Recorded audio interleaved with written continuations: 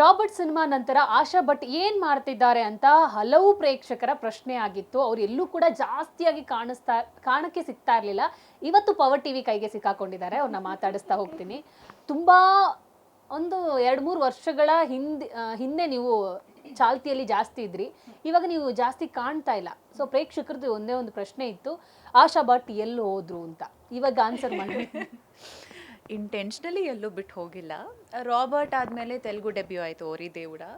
ಅದಾದಮೇಲೆ ನಾನು ಸುಮಾರು 1.5 ವರ್ಷ ಈಗ ನಂದೇ ಅದೊಂದು ಸ್ಟಾರ್ಟಪ್ ಇದೆ. It's call the high table.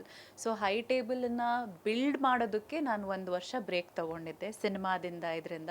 Because startup ಶುರುವಿಂದ ಮಾಡ್ತಾ ಬರಬೇಕಂದ್ರೆ ಕನ್ಸೆಪ್ಟ್ ಇರುತ್ತೆ, creatives, website, app design, tech part, actually ಸ್ಟಾರ್ಟಿಂದ ಎಲ್ಲ ನಾನು ಮಾಡ್ಕೊಂಡು ಬಂದು ಇದೊಂದು ಮಾಡಬೇಕು ಅಂತ ಇತ್ತು. ಸೊ ಏನಾರು ಒಂದು ಕೆಲಸ ಮಾಡಬೇಕಿದ್ರೆ ಅದರಲ್ಲೊಂದು 100% ಹಾಕಬೇಕಲ್ವಾ, ಮನಸ್ಸು ತಲೆ ಎಲ್ಲ ಅದರಲ್ಲೇ ಇರಬೇಕು, heart and soul and mind. So ಅದಕ್ಕೆ ಸುಮಾರು 1.5 ವರ್ಷ ಬ್ರೇಕ್ ಆಯಿತು. ನಾನು ನನ್ನ ಕಂಪ್ನಿ ರೆಡಿ ಮಾಡ್ತಾ ಇದ್ದೆ. Now I am back. ಈಗ ಸಿನಿಮಾಗಳ ಆಫರ್ಗಳೇನಾದರೂ ಇತ್ತ ಆಶಾ ಭಟ್ಟಿಗೆ? ಸೊ ಯಾವ ಥರ ಪಾತ್ರಗಳು ಜಾಸ್ತಿಯಾಗಿ ಬರಕ್ಕೆ ಶುರುವಾಗಿತ್ತು ಅಂತ? ಆಫರ್ಸ್ ಇತ್ತು, ಬಟ್ ನನಗೆ ಮನಸ್ಸಿಂದ ಖುಷಿಯಾಗಿ ಈಗ ರೆಡಿ ಮಾಡ್ತಿರೋ ಕಂಪ್ನಿನ ಬಿಟ್ಬಿಟ್ಟು ಹೋಗಿ ಸ್ವಲ್ಪ ಸಿನಿಮಾಗೆ ಕಮಿಟ್ಮೆಂಟ್ ಕೊಟ್ಟು 3 ತಿಂಗಳು ಮಾಡೋ ಥರ ಯಾವುದು ನನಗೆ ಮನಸ್ಸಿಗೆ ಅಷ್ಟು ಖುಷಿ ಆಗಿರಲಿಲ್ಲ. ಹಾಗಾಗಿ ತೊಂದರೆ ಇಲ್ಲ, ಇದನ್ನು ಮುಗಿಸ್ಬಿಟ್ಟು ನಂತರ ಹೇಗಿದ್ರು ಇದ್ದಿದ್ದಿದೆ ಅಲ್ವಾ, ಮಾಡ್ಕೊಂಡು ಹೋಗೋಣ ಅಂತ ಡಿಸೈಡ್ ಮಾಡಿದೆ. ಸೊ ಎಲ್ಲಿದ್ರಿ ಇಲ್ಲಿ ತನಕ? ಬೆಂಗಳೂರಲ್ಲೇ ಇದ್ರಾ ಅಥವಾ ಬೇರೆ ರಾಜ್ಯಕ್ಕೆ ಹಾರೋಗಿದ್ರಾ?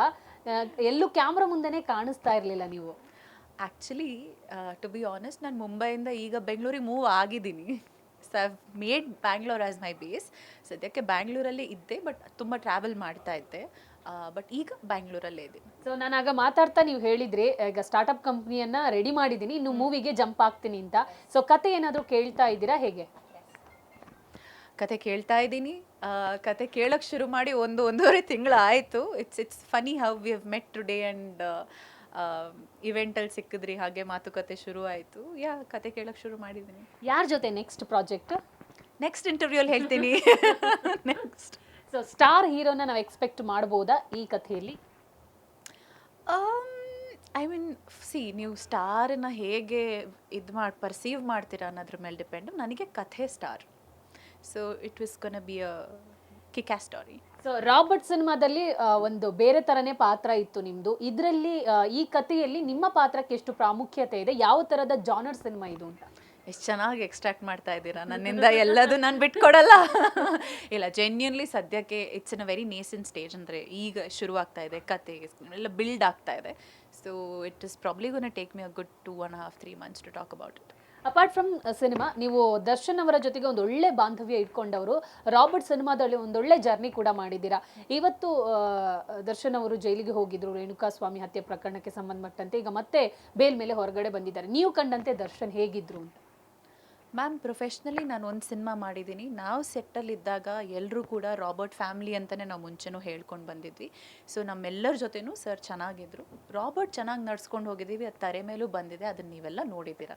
ಸೊ ಈ ಒಂದು ಇನ್ಸಿಡೆಂಟ್ ಬಗ್ಗೆ ಕೇಳಿದಾಗ ನೀವು ಯಾವತ್ತಾದರೂ ಅವ್ರನ್ನ ಮಾತಾಡಿಸುವ ಪ್ರಯತ್ನ ಮಾಡಿದ್ದೀರಾ ಅಥವಾ ಕಾಂಟ್ಯಾಕ್ಟ್ ಆಗುವಂಥ ಪ್ರಯತ್ನ ಮಾಡ್ಕೊಂಡಿದ್ರಾ ಅಂತ? ಮ್ಯಾಮ್, ಪರ್ಸ್ನಲ್ಲಾಗಿ ನಾನು ಇದರಲ್ಲಿ ಇನ್ವಾಲ್ವ್ ಆಗ್ಲಿಕ್ಕೆ ಹೋಗಲಿಲ್ಲ. ಸೊ ಅದು ಇದ್ದಿದ್ದು ಇದೆ ಅಷ್ಟೇ, ನಂಗೆ ಮೀಟ್ ಮಾಡೋಕ್ಕೂ ಸಿಗಲಿಲ್ಲ.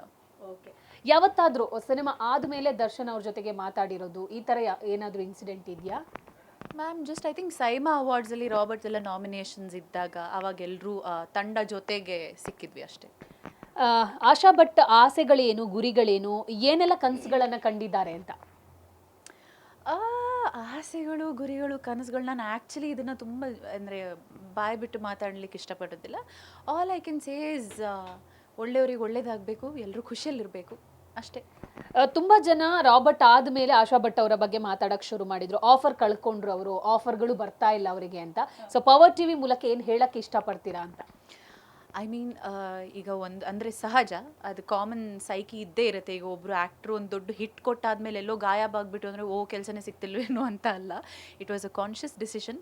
ನಾನು ಆರಿಸಿ ಮುಂದೆ ಮಾಡ್ತಾ ಇರಲಿಲ್ಲ, ಬಿಕಾಸ್ ನಾನು ಹೈ ಟೇಬಲ್ ರೆಡಿ ಮಾಡ್ತಾ ಇದ್ದೆ. ನಾವು I am back in the game. Okay, thank you and all the best.